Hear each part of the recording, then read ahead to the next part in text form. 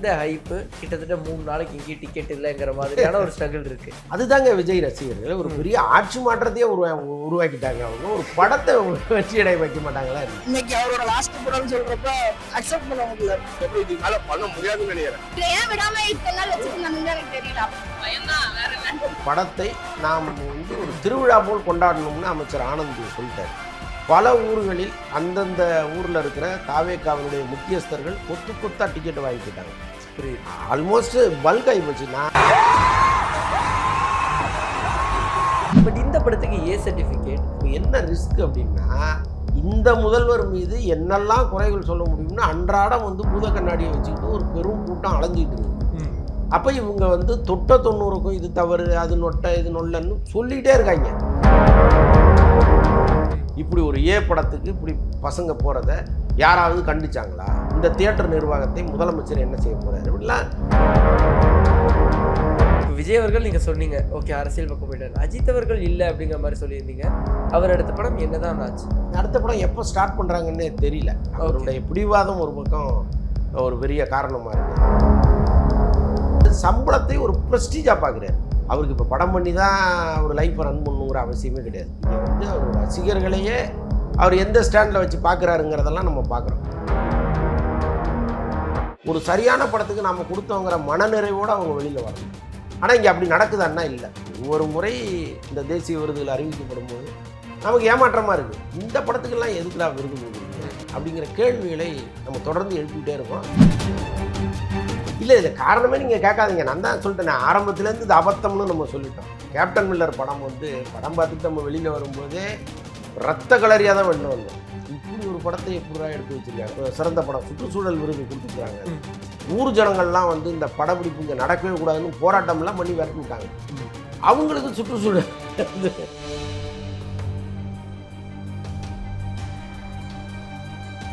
Full on cinema நேயர்களுக்கு வணக்கம். நான் உங்கள் விஜய் பிரானேஷ். இன்னைக்கு கூட சினிமா விமர்சகர் மற்றும் மூத்த பத்திரிகையாளர் அந்தணன் அவர்கள் இருக்காங்க. அவர்கிட்ட தான் பேச போகிறோம். வாங்க பேசலாம். வணக்கம் சார். வணக்கம். உங்களை சந்திக்கிறதுல ரொம்ப ரொம்ப மகிழ்ச்சி. ஜனநாயகன் திரைப்படம் கிட்டத்தட்ட ஒரு பல நாள் போராட்டத்துக்கு அப்புறமா ரிலீஸ் ஆகுது. அதுவும் அவங்க சொன்ன மாதிரியே முதலமைச்சர் விஜயின் டைட்டில் கார்டோட ரிலீஸ் ஆகுது. எப்படி பார்க்குறீங்க அதை? ஆக்சுவலாக மிகப்பெரிய போராட்டம் தான். உள்ளபடியே மன வலிமை அற்றவர்கள் இப்படி ஒரு போராட்டத்தை சந்திச்சிருந்தாங்கன்னா ரொம்ப சோர்ந்து போய் இந்த படம் ரிலீஸுக்கு வந்திருக்குமான்னே தெரியாது. ஆனால் இப்போ தொடர்ந்து வினோத் பேட்டிகளை கொடுத்துட்ருக்காரு. அதில் பார்த்தீங்கன்னா தயாரிப்பாளரும் ஹீரோவும் எவ்வளோ ஸ்ட்ராங்காக இருந்தாங்க, இவ்வளவு பிரச்சனைகளையும் அவங்க எப்படி சுலபமாக எதிர்கொண்டாங்க அப்படின்லாம் சொல்கிறாரு. அவங்க 2 பேருமே சேர்ந்து இவருக்கு அவ்வளோ கான்ஃபிடென்ட்லாம் கொடுத்துருக்காங்க. ஸோ அந்த அளவுக்கு அவங்க ஸ்ட்ராங்காக நின்னது தான் இந்த படத்தை இவ்வளோ தூரம் கொண்டு வந்திருக்குன்னு நான் நினைக்கிறேன். எல்லாத்தையும் தாண்டி அவங்க கையில் அவ்வளோ பெரிய ஒரு மாஸ் இருந்தது. ஒரு எப்படி மக்கள் செல்வாக்கு இருந்துச்சு. இப்போ விஜயெல்லாம் நினச்சிருந்தாருன்னா இதை வச்சு ஒரு மிகப்பெரிய அரசியலை பண்ணியிருக்கலாம். ஒரு பெரிய கலவரத்தையே கூட தூண்டியிருக்கலாம். மத்திய அரசு என் படத்தை திட்டமிட்டு தடுக்குது, என்னுடைய ரசிகர்கள்லாம் சாஸ்திரி பவன் முன்னாடி ஒன்று திரண்டுகள் அப்படின்னா சென்னை தாங்கியிருக்குமா? இன்னொரு மாநாடு மாதிரி ஆயிருக்கும். ஆனால் ரொம்ப ஜென்யூனாக அதை கடந்து போனார் அவர். அதே மாதிரி அந்த தயாரிப்பாளரும் கூட இப்போ வினோத்துடைய பேட்டிகளில் பார்க்கும்போது அவர் சொல்கிறாரு, அவ்வளவு பிரில்லியன்ட் அவரே ஒரு லாயர்னு சொல்கிறாரு.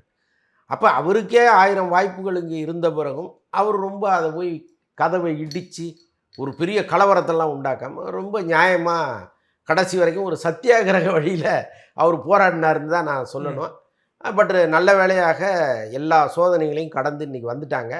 இந்த படம் அவங்க நினச்ச மாதிரி ஒரு மிகப்பெரிய வெற்றி படமாக மாறுச்சுன்னு வச்சிங்களேன். அதை விட சந்தோஷம் வேறு ஒன்றும் அவங்களுக்கும் கிடையாது, விஜய் ரசிகர்களுக்கும் கிடையாது. ஆனால் சார் இப்போது ஜென்ரலாக ஒரு திரைப்படம் டிலே ஆகும்போதும் அதற்கான தேதி சொல்லும் போதும் சரி, ஈவன் ஆன்லைனில் ஃபுல் படமே நார்மலாக ஒரு சீன் 2 சீன் கிடையாது, மொத்த படமும் லீக் ஆயிடுச்சுன்னா கண்டிப்பாக ஷுவர் ஷாட்டாக எல்லோரும் சொல்லிடுவாங்க இந்த படம் ஓடாது என்று சொல்லலாம்.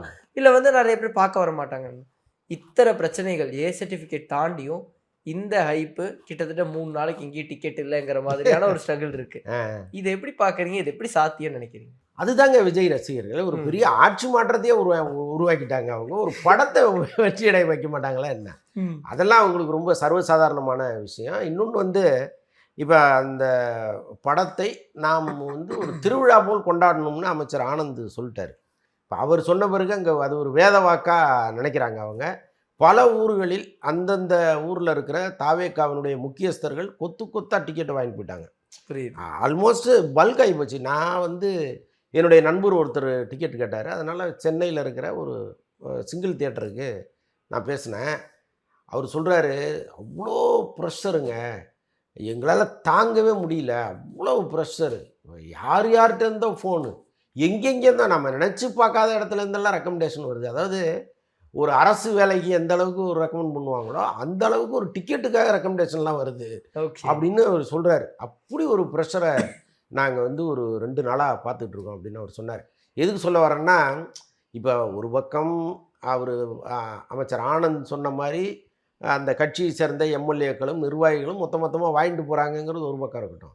இன்னொரு பக்கம் எப்படியாவது இந்த படத்தை பார்க்கணுங்கிற ஆர்வம், அதுவும் முதல் நாளே பார்க்கணுங்கிற ஆர்வம் பல பேருக்கு இருக்குது. ஆமாம். அது லீக் ஆனாலும் பரவாயில்ல, லீக் ஆனப்பே பார்க்காம இருந்தவங்களாம் நிறைய பேர் இருக்காங்க. ஒரு தார்மீக ரீதியாக நாம் விஜய் சாருக்கு செய்கிற ஒரே இது வந்து இதுதான், நாம் போய் லீக்கேஜ் ஆனதை பார்த்துடக்கூடாதுன்னு ஸ்ட்ராங்காக இருந்தவங்களாம் இருக்காங்க.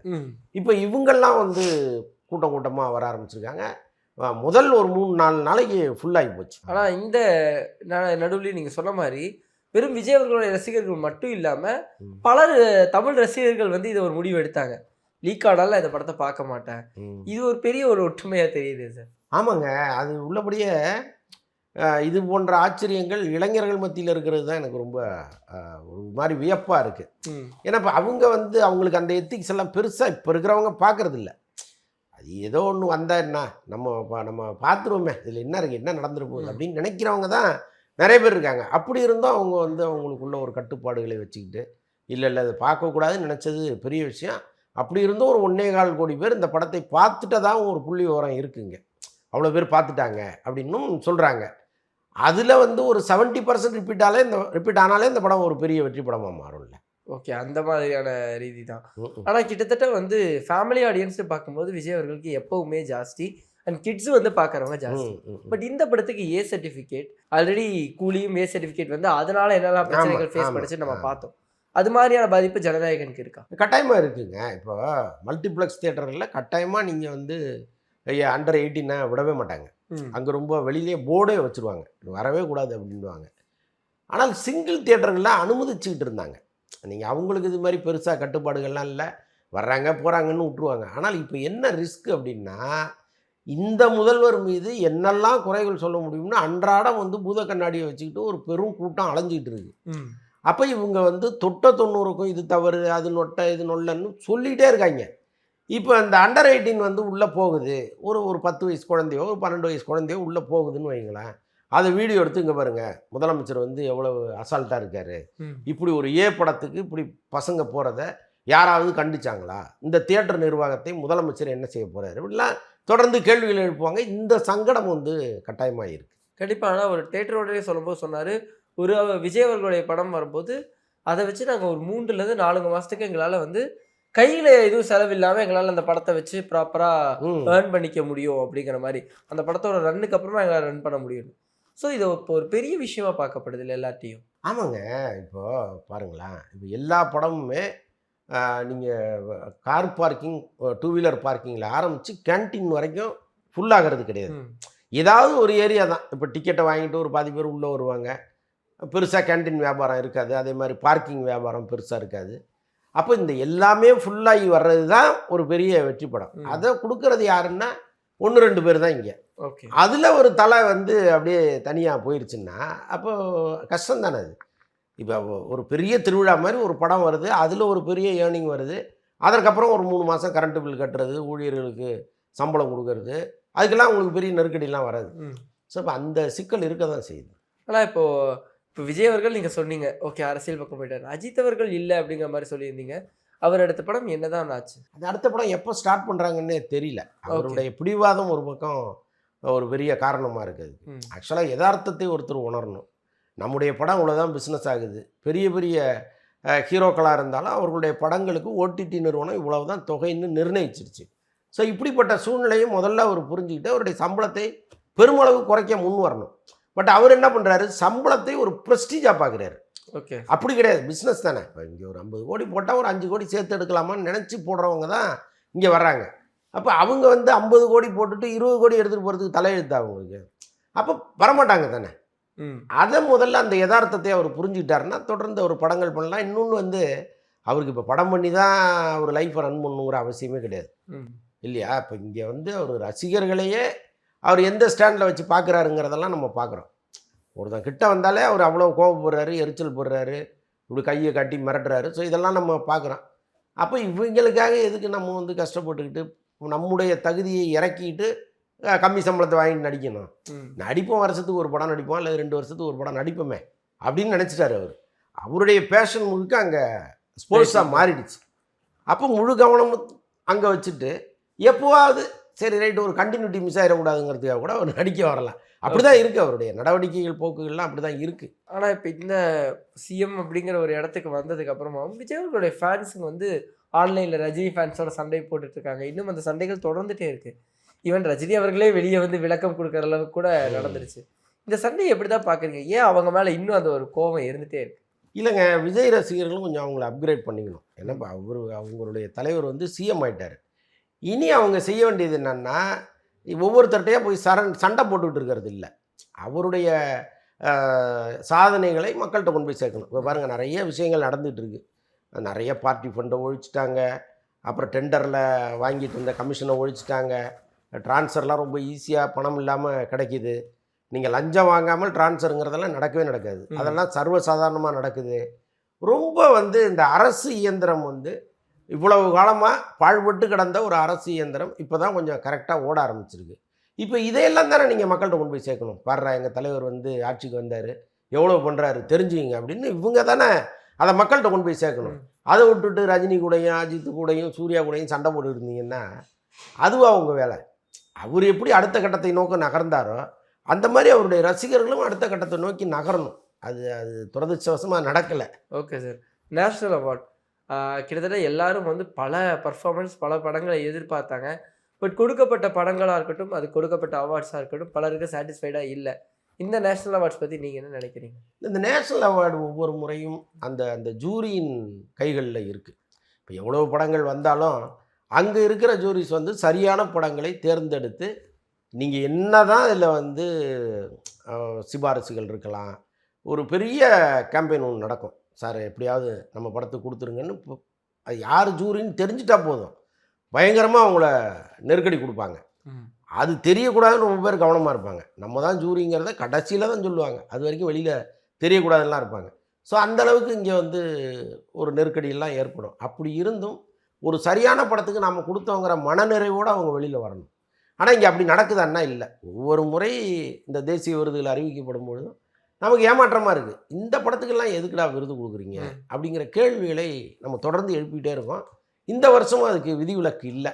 ஓகே, அது வந்து தவறான படம்லாம் நம்ம சொல்ல மாட்டோம். ஒரு கமர்ஷியல் படம் எடுக்கணும்னு நினைக்கிறார் ராயன் மாதிரி படங்கள் வந்து கமர்ஷியலாக எடுக்கணும்னு நினைக்கிறார். பட் அதை விட சிறந்த படங்கள் இங்கே இருக்கும் பொழுது நீங்கள் அந்த படத்துக்கு தானே கொடுத்துருக்கணும்.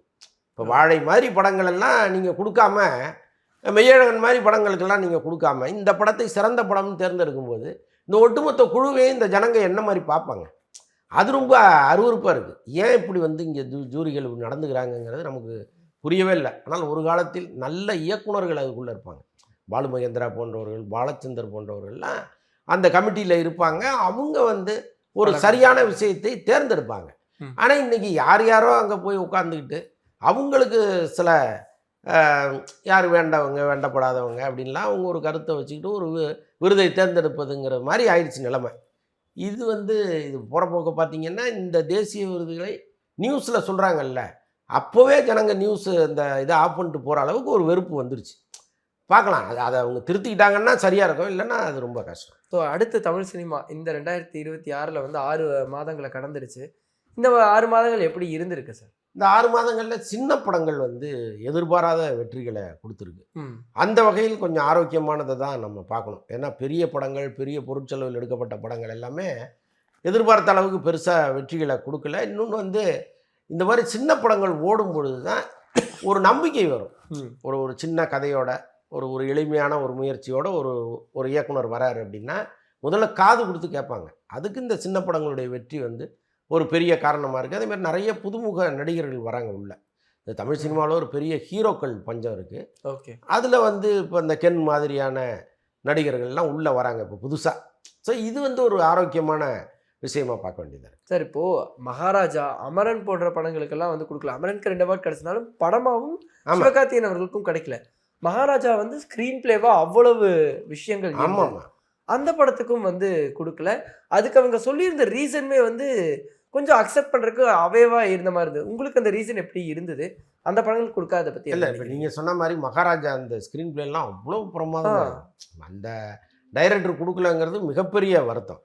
அது வந்து ஏதோ ஒரு சப்போர்ட்டிங் ஆர்டிஸ்ட்டுக்கு கொடுத்துருக்குறாங்க. ஆமா அப்புறம் அந்த அமரன் படத்துக்கு தான் சிறந்த படமாக தேர்ந்தெடுத்துருக்கணும். ஆமா பட் அதில் ஒரு 3 கேட்டகரிக்கு கொடுத்துருக்குறாங்க. ஸோ அதனால் இவங்க என்ன நினைக்கிறாங்கன்னா, இப்போ படங்களை தேர்ந்தெடுத்துட்டோம், ஏதாவது ஒன்று போட்டு நிரப்பு அப்படிங்கிற மாதிரி ஆயிடுச்சு. அப்படி இருக்கக்கூடாதுல்ல. இப்போ ஒரு ஒரு சிறந்த இயக்குனர்னு ஒருத்தர் தேர்ந்தெடுக்கிறீங்க, அவருடைய படம் தானே சிறந்த படமாக இருக்க முடியும். அப்போ சிறந்த இயக்குனர்னு இவரை தேர்ந்தெடுத்துட்டு வேற ஒரு படத்துக்கு சிறந்த படம்னு விருது கொடுத்தீங்கன்னா அது கேட்கும் போதே காமெடியாக இருக்குது. அப்போ இந்த காமெடிகள்லாம் தொடர்ந்து நம்ம பார்த்துட்டே இருக்க வேண்டியதாக இருக்குது. இது எப்போ மாறும்னு நமக்கு புரியல. ஆனால் சார் அதே சமயத்தில் இப்போ ஒரு அவார்டு கொடுத்துருந்தாங்க, நேஷ்னாலிட்டியை வந்து ரெப்ரசன்ட் பண்ணுற மாதிரி, சோஷியல் காஸ்க்கு பேசுகிற மாதிரின்னு. அதுக்கு வந்து கேப்டன் மில்லர் படத்துக்கு கொடுத்துருந்தாங்க, அதுக்கு அமரன் கொடுக்கல. இது ரொம்ப வைஸ் வர்சாவா இருந்த மாதிரி இது. கேப்டன் மில்லர் பற்றி நீங்கள் நிறைய இடங்கள்ல பேசி நான் பார்த்தேன், அது டோட்டலாக வந்து வைலன்ஸ் இருக்குன்னு. ஆனால் அமரன் வந்து டோட்டலாக உண்மையாலுமே நேஷனலுக்கு சப்போர்ட் பண்ணுற படம். இது டோட்டல் ஆப்போசிட் இருக்கிற மாதிரி இருக்குது. ஏன் காரணம்? இல்லை இல்லை காரணமே நீங்கள் கேட்காதீங்க. நான் தான் சொல்லிட்டேன், ஆரம்பத்துலேருந்து இது அபத்தம்னு நம்ம சொல்லிட்டோம். அப்புறம் இதை ஏன் தேர்ந்தெடுக்கல, அதை ஏன் தேர்ந்தெடுத்தீங்கன்னு நம்ம கேட்குறதே ரொம்ப காமெடியாக இருக்குது. இப்போ பாருங்கள், இப்போ கேப்டன் மில்லர் படம் வந்து படம் பார்த்துட்டு நம்ம வெளியில் வரும்போதே ரத்த கலரியாக தான் வெளில வந்தோம். இப்படி ஒரு படத்தை எப்படிடா எடுத்து வச்சுருக்காங்கன்னா, அது கண்டென்ட் நல்ல கண்டென்ட். நீங்கள் வந்து தாழ்த்தப்பட்டவர்கள், பிற்படுத்தப்பட்டவர்கள் கோயிலுக்குள்ளே அனுமதிக்க கூடாது அப்படிங்கிறத அந்த காலத்தில் இருந்திருக்கு. அதை எப்படி ஒருத்தர் முறியடிச்சாருங்கிறது ஒரு கதை. அது ரொம்ப பிரமாதமான கதை. ஆனால் அது சொன்ன விதமெல்லாம் இருக்குல்ல, அது எப்படி இவ்வளவு போராக ப்ரெசன்ட் பண்ணாங்கன்னு இருந்துச்சு. அதில் வந்து சுற்றுச்சூழலுக்கு வந்து சிறந்த படம் சுற்றுச்சூழல் விருது கொடுத்துருக்குறாங்க. அது அந்த படத்தினுடைய படப்பிடிப்பு வனப்பகுதியில் எடுக்கப்பட்டுச்சு. அப்போ அங்கே வந்து இவங்க பாம்பெல்லாம் வச்சு பெரிய ரகளையாகி ஊர் ஜனங்கள்லாம் வந்து இந்த படப்பிடிப்பு இங்கே நடக்கவே கூடாதுன்னு போராட்டம்லாம் பண்ணி விரட்டி விட்டாங்க. அவங்களுக்கு சுற்றுச்சூழல் கொடுத்துருக்குறாங்க. அது இது மாதிரி பயங்கர காமெடிகள் நிறைய இருக்குது இதில். ஸோ இது எல்லாமே கலந்து தான் இப்போ நடந்தது. ஆமாம் ஆமாம். ஓகே சார், இப்போ 2026 செகண்ட் ஹாஃபில் பார்க்கும்போது நிறைய பஞ்ச் ஆஃப் படங்கள் பெயர்கள் அடிபடுது. ஜெயிலர் 2 இருக்கட்டும், அரசனாக இருக்கட்டும், இல்லை செய்யோனா இருக்கட்டும், எல்லாமே அடிபடுது. எப்படி இருக்கும்னு நினைக்கிறீங்க செகண்ட் ஹாஃப்? இல்லை ஆனால் சினிமாவை நீங்கள் எவ்வளோ தான் அடித்து துவைச்சா கூட ரொம்ப அந்த புத்துணர்வோடு அதை எதிர்கொள்கிறது இவங்க தான். நீங்கள் இது வந்து வேறு எங்கேயுமே நடந்தது கிடையாது. நீங்கள் ஃபஸ்ட் ஹாஃப் முழுக்கவே அடி எல்லா படமும் ஓடல அப்படின்னா கூட அந்த தெம்போட தொடர்ந்து படங்கள் பண்ணுவாங்க. நாங்கள் ஜெயிப்போம்டா அப்படிங்கிற நம்பிக்கையோடு ஒவ்வொருத்தரும் வருவாங்க. ஸோ அதனால் சினிமாவினுடைய அழகே அதுதான். அப்படி பார்க்கும்போது இந்த இதுக்கப்புறம் வரப்போகிற ஒரு 6 மாதம் அவங்களுடைய நம்பிக்கையை காப்பாற்றுற படங்களாக இருக்கணுங்கிறது ஒரு பக்கம். பட் நல்ல பெரிய பெரிய படங்கள்லாம் வருது. முக்கியமாக இப்போ சூர்யாவினுடைய டேக் ஆஃப் வந்து இப்போ வந்திருக்கு. ஆமாம் இந்த கருப்புல ஆரம்பித்து இப்போ அடுத்து விஸ்வநாத் அண்ட் சன்ஸ் இப்படி போகுது இல்லையா. ஸோ இது வந்து சூர்யா பழைய இடத்த பிடிச்சிட்டாரு அப்படிங்கிற ஒரு நம்பிக்கையை கொடுத்துருக்கு. அதுக்கப்புறம் ஜெயிலர் 2லாம் பெரிய எதிர்பார்ப்பு இருக்குது. தாறுமாறான ஒரு எதிர்பார்ப்பு அந்த படத்துக்கு இருக்குது. அது மாதிரி நிறைய படங்கள் வருது, வெயிட் பண்ணி பார்ப்போம். அரசன் கன்ஃபார்ம் வருதா சார்? எனக்கு கிட்டத்தட்ட நவம்பர் 6ங்கிற ஒரு டேட். வெற்றிமாறனை பொறுத்தளவுக்கு நீங்கள்லாம் வந்து அவரே அந்த இலக்கை நிர்ணயிக்கிறது இல்லை. இந்த வருஷம் நம்ம படத்தை கொண்டு வந்தோம்னு ஒருபோதும் அவர் நினைக்கிறது இல்லை. அப்படி போவோம், திருப்பி போட்டு பார்ப்பார், மறுபடியும் ஏதாவது ஷார்ட்ஸு மிஸ் ஆச்சு அல்லது வந்து ஏதாவது சீனை மாற்றுறோன்னா திரும்ப மறுபடியும் எடுப்பார். இப்படியே தான் அது போயிட்டுருக்கு. இப்போ பாருங்கள், இவ்வளோ நாள் ஷூட்டிங் நடந்திருக்கு, அவங்க ஒரு 40% கூட தாண்டலைங்கிறாங்க. ஓகே ஆமாம், இன்னும் வந்து ஒரு 60 நாள் 70 நாள்னு அவங்க டார்கெட் பண்ணியிருக்காங்க. அது 70 நாளில் முடியுமான்னு தெரியாது, அது 700 நாளாக கூட ஆகலாம். ஸோ அதுதான் வெற்றிமாறனுடைய ஸ்டைலு. ஸோ அதனால் அரசன்லாம் இந்த வருஷம் வரணும்னு அவங்க நினைக்கிறாங்க. வருமாங்கிறது யார் கையிலையும் இல்லை. Okay sir. அண்டு செய்யோன் பொறுத்த வரைக்கும் அது ஆரம்பிக்கும் போதே ஒரு சின்ன படமாக ஆரம்பிக்கிறோம், அக்டோபர் ரிலீஸ்னாங்க. அந்த படம் ரிலீஸ் ஆயிடுமா? அது கட்டாயமாக வந்துடும். அது வந்து அவங்க போகிற வேகம் அதுமாரி ரொம்ப சிஸ்டமேட்டிக்காக அவங்க அதை டீல் பண்ணிகிட்டு இருக்காங்க. அந்த டைரக்டர் ஆகட்டும் ரொம்ப சிக்கனமாக படம் எடுக்கக்கூடியவர். இப்போ ஒரு பட்ஜெட்டுக்குள்ளே படம் எடுக்கிறவர் அவர். ஸோ அது ஒன்று இந்த திட்டமிடல்ங்கிறதெல்லாம் ரொம்ப நல்லாவே இருக்குது. நடுவில் ஒரு சின்ன ஸ்ட்ரகிள் ஏதோ ஒன்று போயிட்டுருக்கு அப்படின்னாங்க, எல்லாமே சால்வ் பண்ணிவிட்டு பரபரப்பாக போயிட்டுருக்கு அந்த படம். Okay sir. அண்ட் இன்னொரு பக்கம் வந்து கிளாஷ் எதிர்பார்க்கலாம்னு சொல்கிறாங்க. ஜெயிலர் 2க்குவா இருக்கட்டும், இல்லை ஓம் படத்துக்காக இருக்கட்டும், ரெண்டும் கிட்டத்தட்ட ஒரே தேதியில் அறிவிச்சிருக்காங்க. அது ரெண்டும் ஒரு கிளாஷ் ஆக வாய்ப்பு இருக்கு. இல்லைங்க, பெரும்பாலும் அந்த மாதிரி பண்ண மாட்டாங்க. முக்கியமாக தனுஷ் வந்து அவங்க மாமனார் கூட மோதவே மாட்டார், முன்னாள் மாமனார். அப்படி ஒரு சுச்சுவேஷன் வந்ததுன்னா கட்டாயமாக தள்ளி போங்கன்னு அவரே வந்து சொல்லிடுவார். 2 பேரும் மோதுகிற சூழ்நிலை கட்டாயமாக வராது. இன்னொன்று 2 பெரிய படங்கள் வரும்பொழுது இங்கே டிஸ்ட்ரிபியூட்டர்ஸே அதை வந்து அனுமதிக்க மாட்டாங்க. முதல்ல இல்லைங்க வேண்டாம், ஒரு படத்தை கொண்டாங்க அப்படிம்பாங்க. எனக்கு தெரிந்து ஜெயிலர் தனியாக தான் வரும். ஓகே சார், நிறைய விஷயங்கள் பேசணும். இந்த ஒரு சந்திப்புக்கு ரொம்ப ரொம்ப நன்றி. நன்றி.